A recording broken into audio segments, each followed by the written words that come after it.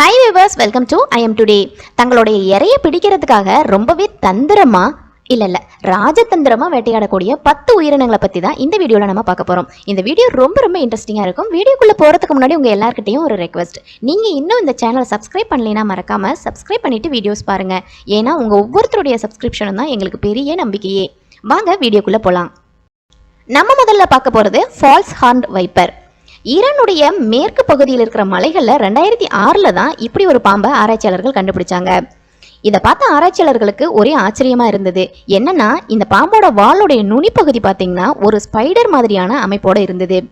இந்த பாம்பு கற்களுக்கு நடுவில் படுத்திருக்கும் பொழுது இதை வேறுபடுத்தி பார்க்கவே முடியாது. இதோடைய கலரும் வடிவமைப்பும் கல்லு மாதிரியே இருக்கும்.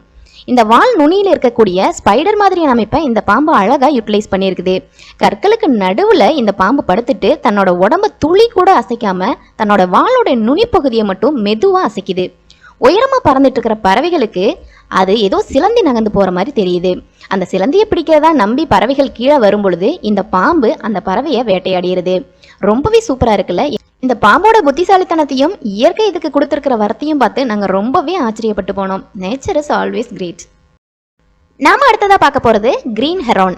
இந்த பறவை பார்க்கறதுக்கு ரொம்ப அழகாவும் அமைதியாகவும் தெரியுதில்ல. ஆனா இதோடைய புத்திசாலித்தனத்துக்கு மனுஷங்களே தோத்து போயிடுவாங்க. இந்த பறவைகள் பொதுவா மீன்களை வேட்டையாடி சாப்பிடுது.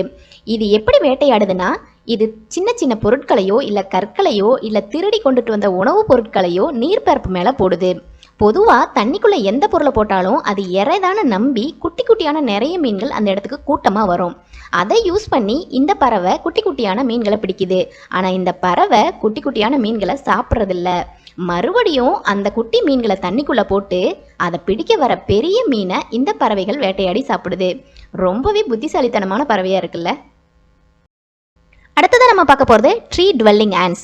சவுத் அண்ட் சென்ட்ரல் அமெரிக்காவில் தான் இந்த எறும்புகள் அதிகமாக காணப்படுது. இந்த எறும்புகள் பொதுவாக மரங்கள்லையும் செடிகள்லையும் வாழுது. மரங்களில் இருக்கக்கூடிய இலைகளையும் தண்டையும் தான் இது ட்ராப்பாக யூஸ் பண்ணி பூச்சிகளை பிடிக்குது. இந்த எறும்புகள் இலைகள் மேலே சின்னதாக துளைகளை போட்டு அந்த துளைகளுக்கு அடியில் ஒளிஞ்சிருக்கு. அந்த இலை மேலே ஏதாவது ஒரு பூச்சி வந்து உட்காரும் பொழுது அந்த துளைகள் வழியாக தங்களுடைய கைகளை நீட்டி அந்த பூச்சியை பிடிச்சிருது. அந்த பூச்சி திரும்பவும் நகர முடியாத நிலைமைக்கு போனதுக்கப்புறம் மற்ற எறும்புகள் அந்த பூச்சிகள் மேலே ஏறி அதை கொன்னுடுது. அதுக்கப்புறமா எல்லா எறும்புமா சேர்ந்து தங்களுடைய இறைகளை சாப்பிடுது. இந்த எறும்புகள் தங்களோட எடையை விட 50 மடங்கு எடை அதிகமான பூச்சிகளை கூட இந்த டீம் ஒர்க் மூலமாக பிடிச்சிருது. அடுத்ததான் நம்ம பார்க்க போகிறது எமரால்டு காக்ரோச். இந்த காக்ரோச்சஸ் 2 சென்டிமீட்டர் நீளத்துக்கு வளருது. ஆனால் தங்களை விட பல மடங்கு பெருசான பூச்சிகள் கூட தான் இது மோதுது. அந்த பூச்சிகள் கூட சண்டை போடும் பொழுது அந்த பூச்சிகளுக்கு எங்கே உணர்ச்சிகள் அதிகமாக இருக்குதோ அங்கே மட்டும் குறி வச்சு அடிக்குது. அப்படி அடிக்கும் பொழுது அந்த பூச்சிகள் அதுக்கு மேலே நகர முடியாமல் பேரலைஸ் ஆன மாதிரி ஆயிடுது. நகர முடியாத அந்த பூச்சிகளை தங்களுடைய கூட்டுக்கு மெதுவாக இழுத்துட்டு போகுது. அப்படி இழுத்துட்டு போய் அந்த பூச்சிகளை இது சாப்பிட்றதில்ல. மாறா அதோடைய உடம்புல தன்னுடைய முட்டைகளை இட்டுருது. புதுசாக முட்டைகள்லேருந்து வெளிவரக்கூடிய காக்ரோச்சஸ் அந்த பூச்சிகளோட உடம்புல இருந்து தங்களுக்கு தேவையான உணவை எடுத்துக்கிட்டு வளர ஆரம்பிக்குது. அடுத்ததான் நம்ம பார்க்க போகிறது ஹன்ஸ்மேன் ஸ்பைடர். பொதுவாக சிலந்திகள் வலையை பின்னி அந்த வலையில் சிக்கக்கூடிய பூச்சிகளை இறையா எடுத்துக்கும். ஆனால் இந்த சிலந்திகள் வலை பின்றதில்லை. இந்த சிலந்திகள் பொதுவாக மடகாஸ்கர் பகுதியில் அதிகமாக காணப்படுது. இந்த சிலந்திகள் இறைக்குள்ளார தங்களுடைய விஷத்தை செலுத்தி அதை சாகடிச்சு சாப்பிடுது. இறைய தம்பக்கம் ஈர்க்கணும் அப்படிங்கிறதுக்காக 2 இலைகளை ஒன்றா சேர்த்து பவுச் மாதிரி ஒரு அமைப்பை ட்ராப் மாதிரி யூஸ் பண்ணுது. 2 இலைகளையும் ஒன்றா சேர்த்து பின்றதுக்கு தன்னுடைய பட்டு இலைகளை யூஸ் பண்ணுது. பொதுவாக இந்த சிலந்திகள் மரத்தவளைகளை அதிகமாக பிடிச்சு சாப்பிடுது. பொதுவாக தவளைகள் குளிர்ச்சியான பகுதியில் இருக்கணும்னு ஆசைப்படும்.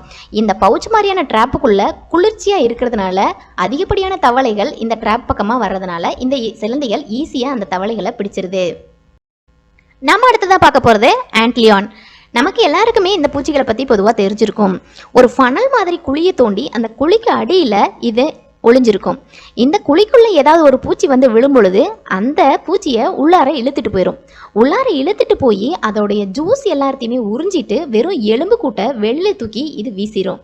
பூச்சிகள் குழி பக்கம் வந்த உடனேமே அது உள்ள விழணும் அப்படிங்கிறதுக்காக அந்த பூச்சிகள் மேலே மண்ணை வாரி இந்த ஆன்டிலியான் இறைக்கும். அதனால பூச்சிகள் நிலத்தடு மாதிரி இந்த குழிகளுக்குள்ள விழும் பொழுது இது டப்புன்னு பிடிச்சி உள்ள இழுத்துட்டு போயிடும். அடுத்தது நம்ம பார்க்க போறது சீவார்ம். எப்படி நிலப்பகுதியில இந்த ஆண்டலியான் குழிகளை தோண்டி மறைஞ்சிருந்து வேட்டையாடுதோ அதே மாதிரியே கடலுக்கு அடியில் இருக்கிற நிலப்பகுதியில இந்த மெரைன் வார்ம்ஸ் குழிகளை தோண்டி மறைஞ்சிருந்து வேட்டையாடுது. இறைகள் இது பக்கத்துல வந்தோடனையும் இதோட விஷத்தை இறை மேல செலுத்திடுது. அதுக்கப்புறமா இறை நகர முடியாத நிலைமைக்கு போன உடனேயுமே முழுசாவே இறைய விழுங்கிருது. சதன் இங்கிலாந்துல காணப்படக்கூடிய இந்த உயிரினங்கள் ரொம்பவே விஷத்தன்மை உள்ளது. ஒரு இறந்து போன சீவார்ம் சயனைடை விட அதிக விஷத்தன்மை உள்ளது அப்படின்னு சொல்லி சயின்டிஸ்ட் சொல்றாங்க. அடுத்தது நம்ம பார்க்க போறது இர்மைன்ஸ். சவுத் அமெரிக்காவில் அதிகமாக காணப்படுற இர்மைன்ஸ் அப்படிங்கிற இந்த உயிரினம் இதுங்களை விட உருவத்தில் ரொம்பவே பெருசாக இருக்கக்கூடிய முயல்களை தான் வேட்டையாடுது. முயல்கள் இதுங்களை விட உருவத்தில் மட்டும் பெருசு இல்லாமல் ரொம்பவே வேகமாகவும் ஓடக்கூடியது. அதனால ரொம்பவே தந்திரமா முயல்களை இதுங்க வேட்டையாடுது. முயல்கள் பார்வைக்கு படுற மாதிரி கொஞ்சம் தூரத்தில் நின்று சம்பந்தமே இல்லாம குதிச்சும் புரண்டும் குட்டிக்காரன் அடிச்சும் வித்தைகளை காட்டுது. இது காட்டுற வித்தைகளை பார்த்த முயல்கள் மெஸ்மரைஸ் ஆன மாதிரி கொஞ்சம் கூட நகராம அதே இடத்துல நிக்குதுங்க. வித்தைகளை காட்டிக்கிட்டே கொஞ்சம் கொஞ்சமா முயல்களை நெருங்கி கிட்ட நெருங்கணும் அடுத்த நிமிஷம் முயலோட கழுத்தை கவ்வி இழுத்துட்டு போயிருதுங்க. அடுத்ததான் நம்ம பார்க்க போறது பிளாக் டிராங்கோ.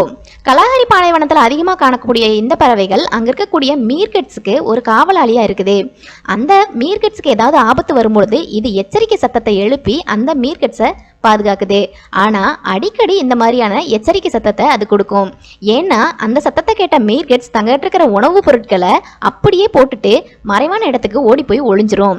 அந்த மீர்கெட்ஸ் ஓடினதுக்கு அப்புறமா அவங்க போட்டுட்டு போன உணவை இந்த பறவைகள் எடுத்துக்கிட்டு வந்துடும். இந்த பறவைகள் நேரடியாக வேட்டையாடாம வேட்டையாடுறவங்கிட்ட இருந்து ஏமாத்தி இறைகளை பிடுங்கி சாப்பிடும். கடைசியா நம்ம பார்க்க போறது வீவர் ஸ்பைடர். தன்னோட வலையையும் தன்ன வலையில விழுற இறையையும் மற்ற உயிர் எதுவும் சாப்பிடாம இருக்கணுங்கிறதுக்காக இந்த சிலந்திகள் குப்பைகளையும் இறந்து போன பூச்சிகளையும் யூஸ் பண்ணி இறந்து போன ஒரு ஸ்பைடர் மாதிரியான அமைப்பை தன்னோட வலையில உருவாக்கி வைக்குதுங்க. தூரத்திலிருந்து தன்னுடைய இலைகள் மூலமா வலைகளை அசைக்குது. இதனால வலையில எந்த நேரமும் சிலந்தி இருக்கிற மாதிரியான அமைப்பை இந்த சிலந்திகள் உருவாக்குது. ஓகே வியூவர்ஸ், வீடியோவோட எண்டுக்கு வந்தாச்சு. இந்த வீடியோ உங்களுக்கு ரொம்பவே பிடிச்சிருக்கும்னு நாங்கள் நினைக்கிறோம். வீடியோ பிடிச்சிருந்தா மறக்காம லைக் பண்ணுங்க, மறக்காம சப்ஸ்கிரைப் பண்ணிருங்க.